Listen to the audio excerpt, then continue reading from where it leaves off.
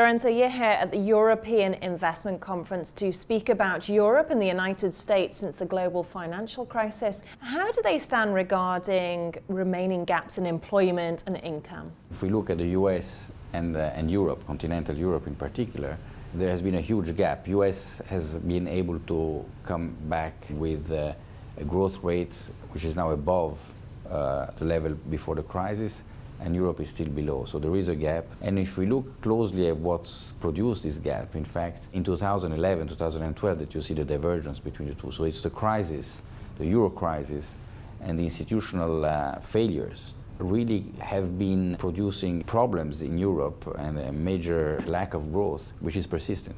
So we need to fix the institutional framework in Europe to allow Europe to grow again. And how closely is Europe following the Fed rate as an indicator for the ECB's activity? The US Fed is close to hiking rates because growth has been there for quite a few quarters now. It's back above the level of 2008. Inflation is not that high, but unemployment is at the minimum.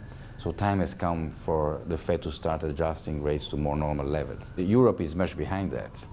So we can't expect Europe to raise rates today. Actually, we may even expect Europe to do more expansionary policy to avoid the restrictive impact that would come in the financial market from the Fed tightening. So there will be a divergence between European and US policies for some time, and we will see the impact on exchange rates, for instance, and on other financial indicators. There have, of course, been macroeconomic policies and underlying productivity trends that have led to different levels of recovery.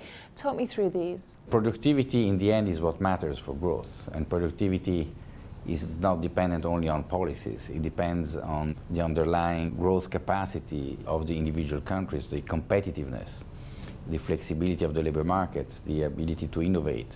And clearly, within Europe, we have seen certain countries which have performed well, and others have performed pretty badly.